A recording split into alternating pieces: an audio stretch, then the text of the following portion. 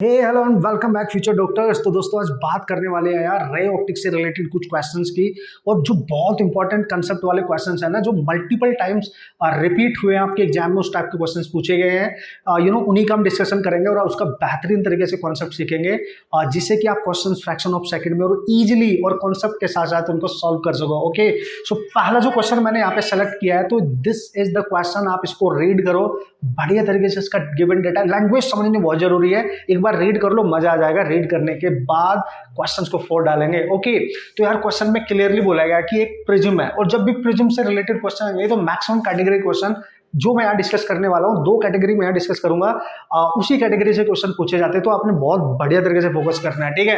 अच्छा सर, क्या करना क्या है, मतलब देखो क्वेश्चन को रीड करने से पता चल रहा है कि एक लाइट है जो इंसिडेंट कर रही है प्रिज्म के एक फेस पे। लेट्स सी वो कहीं से आती है और यहाँ पे इंसिडेंट करती है। तो आपको पता है जब लाइट किसी एक मीडियम से किसी दूसरे मीडियम में जाएगी, इसका जो रिफ्रैक्टिव इंडेक्स होगा ऑब्वियसली म्यू होगा।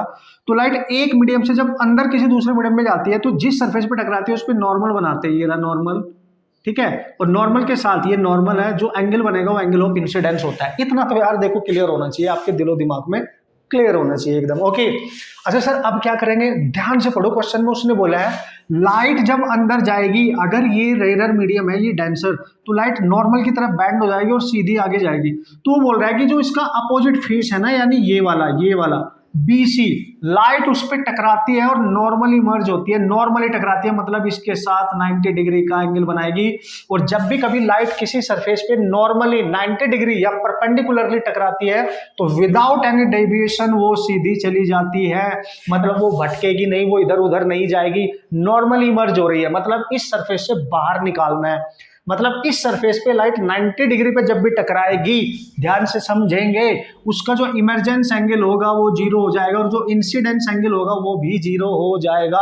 तुम्हें ये करने की जरूरत नहीं है। अगर वो बोलता है कि प्रिज्म से रिलेटेड क्वेश्चन है, ठीक है, प्रिज्म से रिलेटेड क्वेश्चन है, अच्छा ये एंगल इंसिडेंस है, तो ये इसका रिफ्लेक्शन एंगल होगा, ठीक है, और उसके जस्ट अपोजिट फेस से लाइट नॉर्मली पास हो जाती है। अगर ये कंडीशन यूज हो रही है न्यूमेरिकल में, तो या तो आपसे पूछेगा इंसिडेंस एंगल बता दो, या इसका रिफ्रैक्टिव इंडेक्स पूछेगा।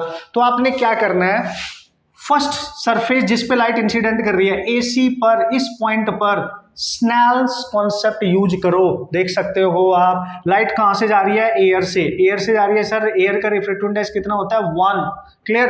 तो लाइट जा रही है बाहर से, स्नेल्स कॉन्सेप्ट क्या होता है, रिफ्रैक्टिव इंडेक्स जिस मीडियम से लाइट जा रही है उसका लो into sine of angle of incidence is equal to जिसमें एंटर कर रही है, इसमें एंटर कर रही है उसका refractive index into sine of angle of जो रिफ्रैक्शन है R। सिंपली ये करना है। अच्छा सर फिर क्या करेंगे, फिर बस एक बार आपने ये क्वेश्चन लिख ली तो भाई मजा आ जाने वाला है, कोई टेंशन वाली बात नहीं है। क्वेश्चन हर टाइप का आप सॉल्व कर सकते हो। तो यार ये तो हमेशा 1 होता है, तो यहां से अगर आप देखो ये sine I is equal to mu into sine of R। आपसे क्वेश्चन में पूछा जा रहा है कि बताओ इंसिडेंस एंगल क्या होगा अगर लाइट इस सरफेस से नॉर्मली बाहर आ रही है। अब आपको इंसिडेंस एंगल निकालने के लिए क्या करना पड़ेगा, आपको ये एंगल पता होना चाहिए R। तो दोस्तों हमेशा याद रखना है, जब भी नॉर्मल इमरजेंस हो तो R की वैल्यू हमेशा A एंगल ऑफ प्रिज्म के इक्वल होगी। No need to solve the problem, direct आपको याद रखना है, मजा आ जाएगा, फिर बहुत जल्दी से क्वेश्चन सॉल्व हो जाएगा। यानी नॉर्मल इमरजेंस पे R हमेशा एंगल ऑफ प्रिज्म के इक्वल होगा। बस पुट कर दो sine of I is equal to mu into sine of A, ये ही आपका आंसर बनेगा। लेकिन उसने क्वेश्चन में क्लियर बोला है कि ये स्मॉल एंगल्स हैं, ये स्मॉल एंगल है, तो साइन I को I से रिप्लेस कर देंगे, म्यू इंटू साइन A को A से रिप्लेस कर देंगे, यानी आपका I आ जाएगा mu into A, and this is your final answer. Multiple type ये क्वेश्चन आपके एग्जाम में पूछा जा चुका है, so you have to remember this concept to solve the questions very easily, तो this is the process। इसी तरीके से आपने फॉलो करना है, इस सिचुएशन को बस ध्यान रखना है, बढ़िया तरीके से आप क्वेश्चन सॉल्व कर सकते हो। अच्छा इसमें एक कंडीशन और यूज होती है, ये जो रिलेशन निकल के आना, ये हमेशा याद रखना है आपने।